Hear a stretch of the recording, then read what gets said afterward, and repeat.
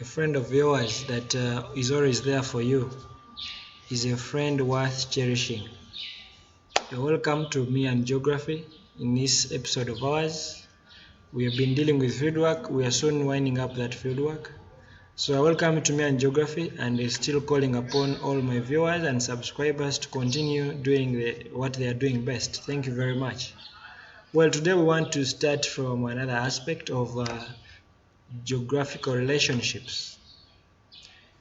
They can also be referred to as findings, or you can also refer to them how the study was geographical. That is basically the fieldwork study. Geographical relationships can be categorized into can be grouped into three categories. For example, we have the physical human relationships.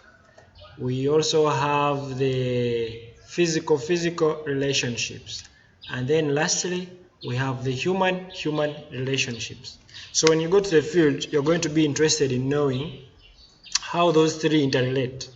For example, physical human relationships. How does man relate with that environment of his? Man is the human, and then the physical part of it is basically the environment. How does man relate with the aspects in the field? For example, aspects in the field, we have drainage features. How does man in that area of research relate with the drainage features? If there is a lake, how is he making use of that lake? If we go to relief, basically the general appearance of the landscape, if there is a hill in that area, how does man make use of that hill? If there is a flat land in that area, how does the person living in that area benefit or make use of that area? That is the relationship we're interested in. If there are vegetation, how does man in that real area benefit or make use of that vegetation? That is what we're going to look at. Climate, we cannot deal with climate now because we do research for about 2-3 days or 1 day, and climate is an aspect that is determined after a long period of time. Maybe if you have done your field work for about 30 years, which in most cases is practically impossible. Then the other aspect is physical relationships in that area of study. If you go to the field, the general appearance of the landscape, how does it relate with water? So for example, if we are dealing with the drainage, does a lake, which is drainage, can it settle or can it be located on top of a hill? Practically impossible. Therefore, in which relief feature is a lake? We refer to that as a basin. So in other words, we're trying to find out how does water relate with the relief. A lake in a basin, maybe a river in a channel. In other words, that is what we are dealing with at this case in point. Then lastly, we have the human relationships.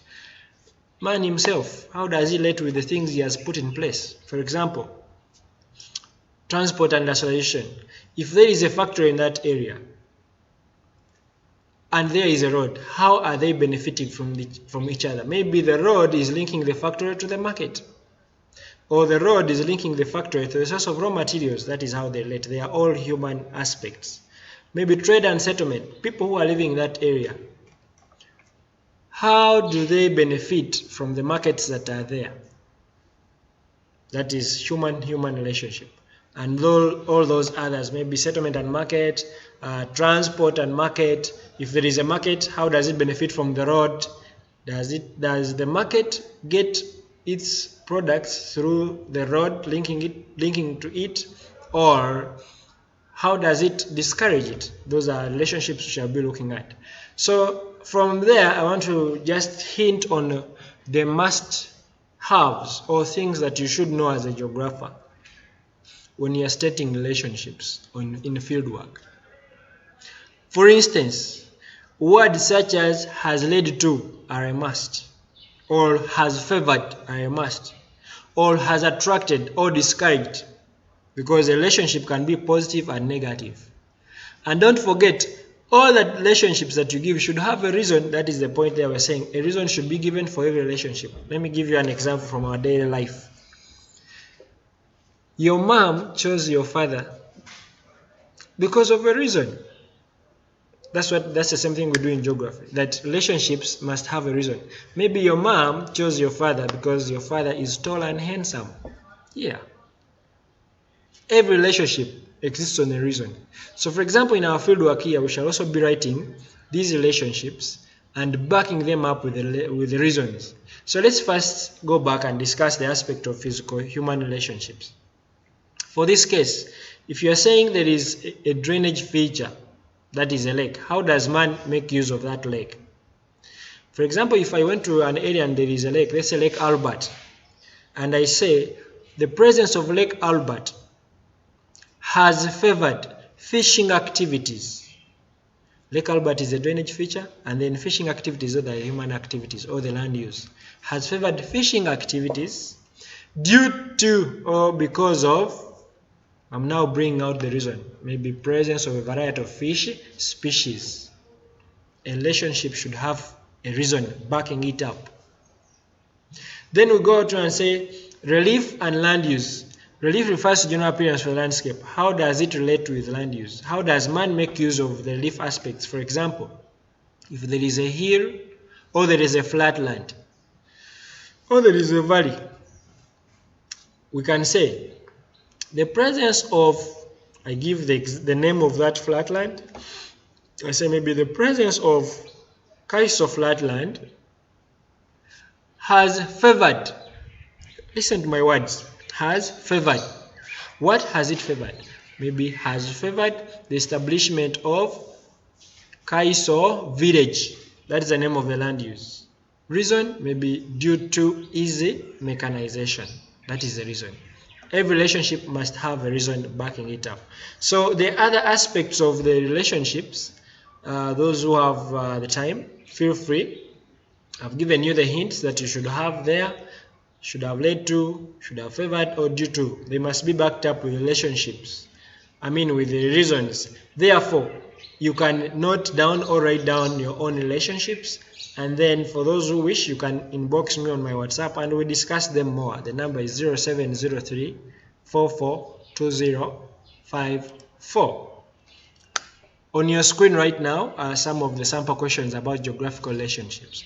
Any of these questions, should you ever come across it, just know all of them are calling for findings or relationships or how was your study geographical. They all call for the same aspects. For example, to what extent was your fieldwork geographical? It is asking you to state the relationships. Remember, don't forget that this question is so wide open. Therefore, it means you must discuss at least an aspect from the other three categories: human-human relationship, physical-human relationship, and physical-physical relationships. Bring out an aspect of those three. So how did the fieldwork help you to understand the geography of the area? It's almost related to the one that is above. They all call for relationships or findings or geographical findings. So what were the findings of your fieldwork study? Same approach. Describe the relationship between relief and land use in the area studied. Same approach. They all require for relationships. Break them down into human-human relationships, physical-human relationships, and then physical-physical relationships in that case. Okay. I am thankful that you are part of Me and Geography. That is our YouTube channel, Me and Geography. Remember to view, subscribe. Invite a friend to invite a friend to invite their friends to subscribe to this channel, and we shall be dealing in physical geography. I would like to take this opportunity to thank you very much for being such a wonderful audience, and may you be blessed.